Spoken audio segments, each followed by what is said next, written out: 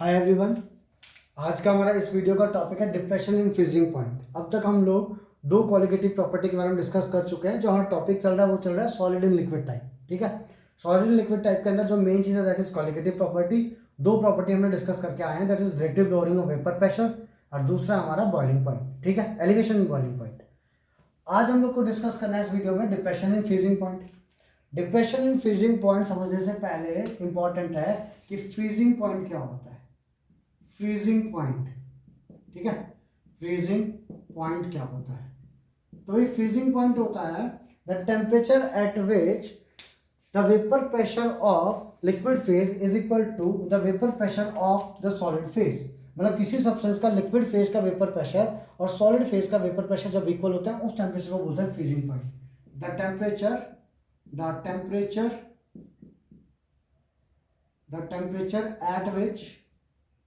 at which vapor pressure of solid phase या of liquid phase पर लिखो, of liquid phase is equal to vapor pressure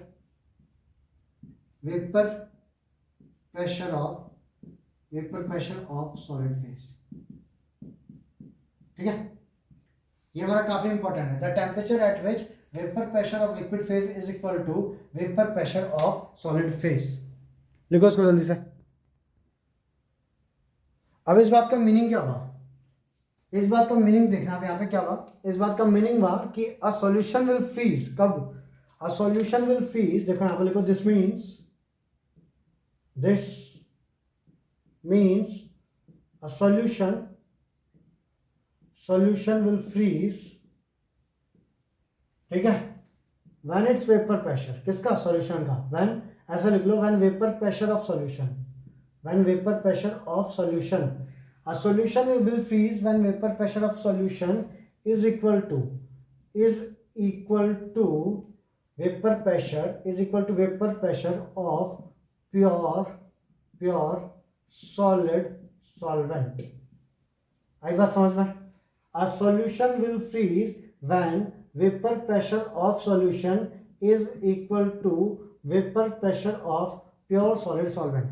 जब pure solid solvent का और जो ये सॉल्यूशन है दोनों का वेपर प्रेशर इक्वल हो जाएगा। मींस इसका बोलने का मतलब क्या है? बोलने का मतलब ये है कि लेट्स सपोज ये एक बीकर है, ये दूसरा बीकर है। इस बीकर के अंदर हम लोगों ने सिर्फ और सिर्फ सॉल्वेंट लिया। ठीक है, इस बीकर के अंदर हम लोगों ने सिर्फ और सिर्फ सॉल्वेंट लिया।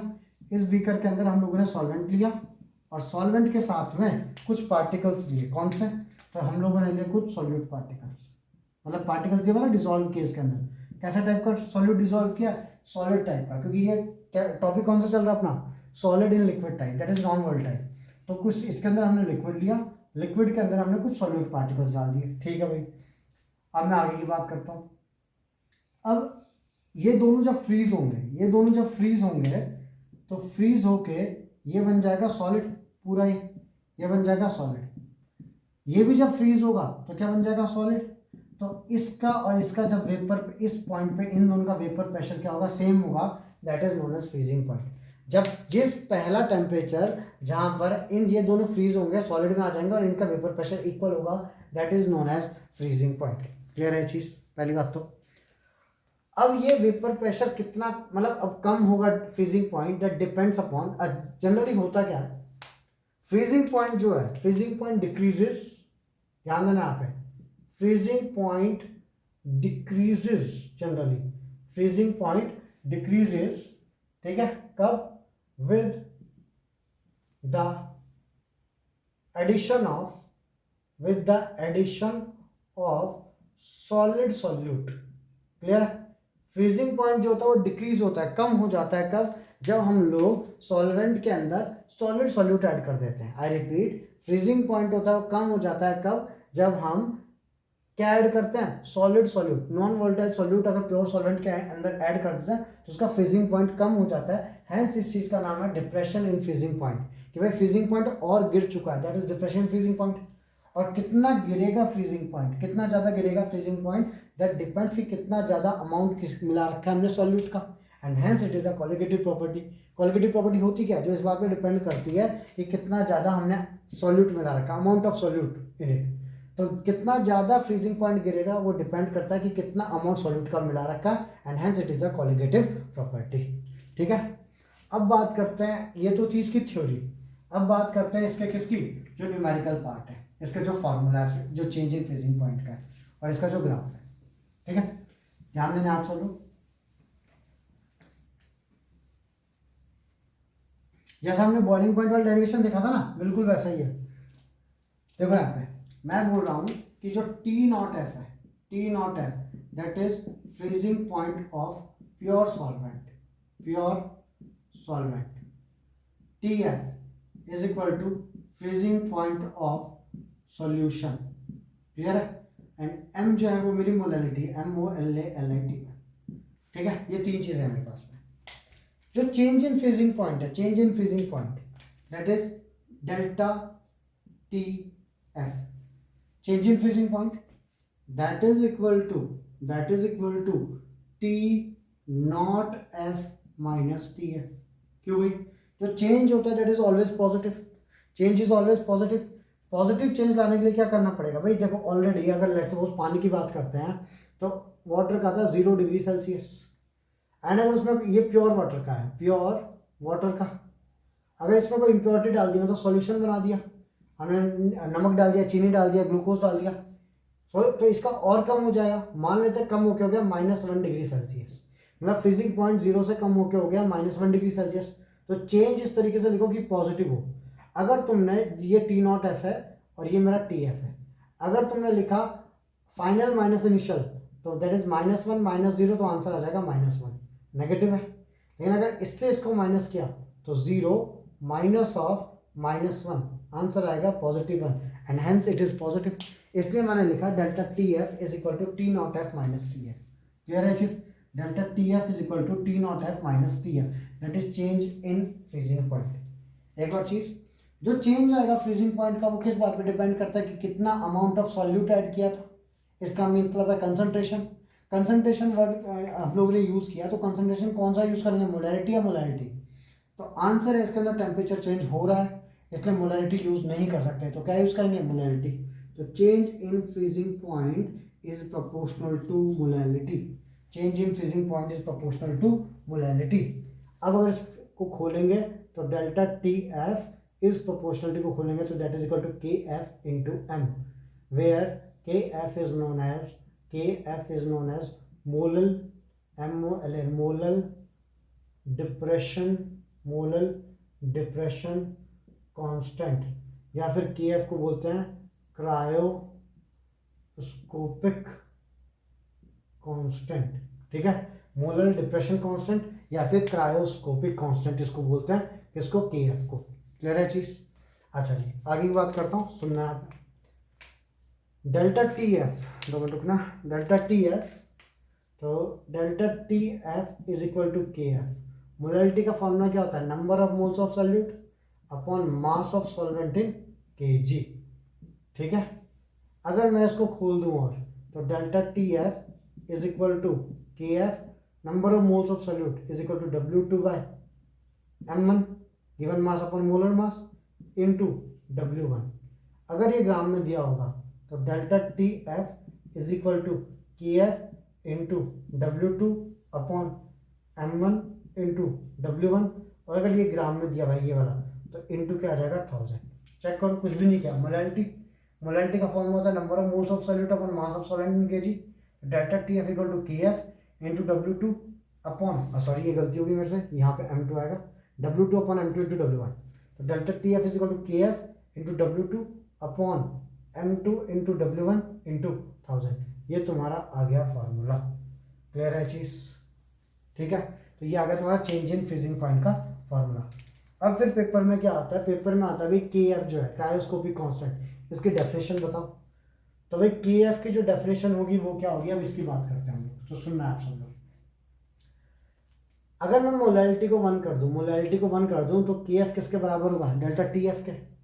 मोलैलिटी 1 मतलब मोलैलिटी इज इक्वल टू 1 का मीनिंग होता है दैट इज N2/W1। W1 मतलब मास ऑफ सॉल्वेंट इन kg। अगर ये भी 1 है, ये भी 1 है, इसका मतलब मोलैलिटी की वैल्यू 1 होगी। इसका मतलब जब 1 मोल सोल्यूट ऐड होगा 1 kg पानी के अंदर या 1 kg सॉल्वेंट के अंदर, तब मैं बोलूँगा मोलैलिटी इज इक्वल टू 1। तो KF की डेफिनेशन क्या हो गई? It is numerically equal to, it is numerically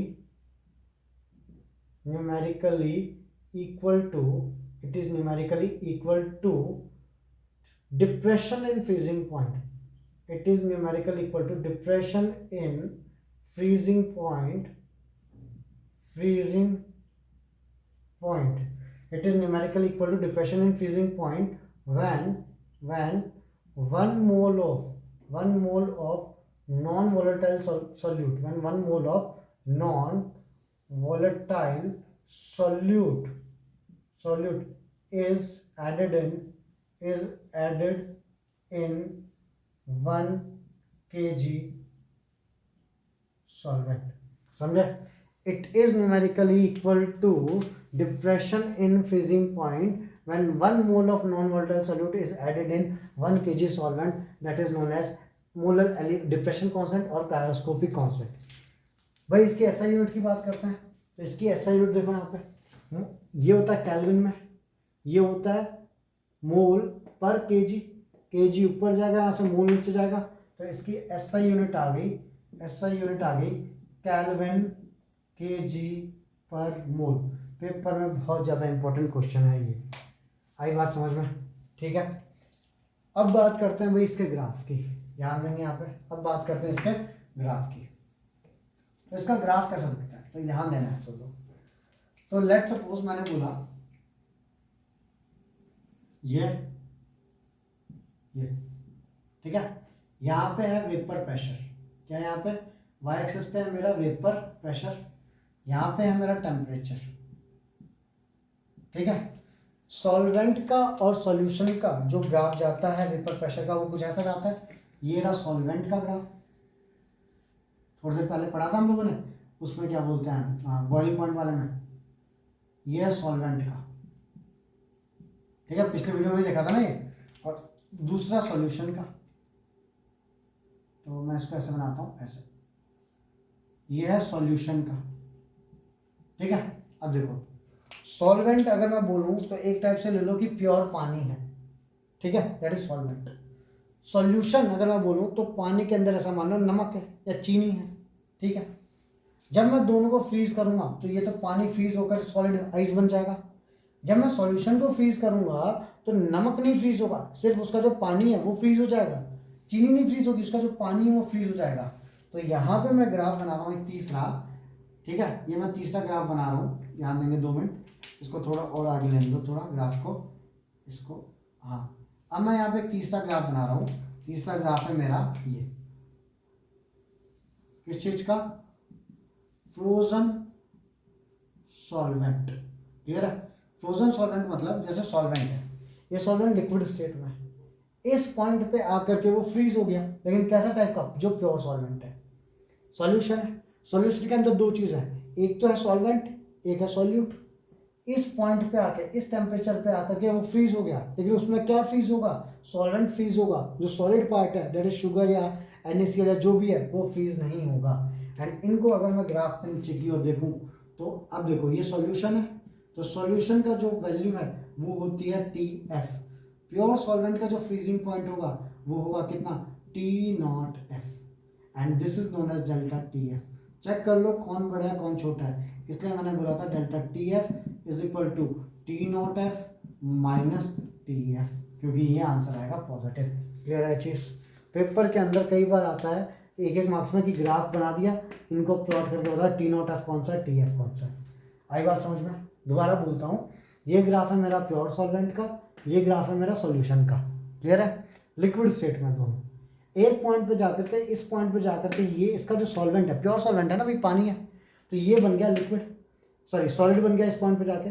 solution के अंदर मतलब क्या है कि पानी है, पानी के अंदर नमक है या फिर चीनी है या ग्लूकोज जो भी है, सॉलिड नॉन वोलेटाइल सॉल्यूट है, इस पॉइंट पे जाके वो सॉलिड बन गया। इस बात का मीनिंग ये है कि नमक जो है वो वैसे का वैसा रह गया और जो पानी था वो किस में कन्वर्ट हो गया? सॉलिड में। तो इसलिए इधर लिखा है फ्रोजन सॉल्वेंट, क्योंकि ये सॉल्वेंट यहाँ फ्रीज हो गया, इसका जो सॉल्वेंट है यहाँ फ्रीज हो गया।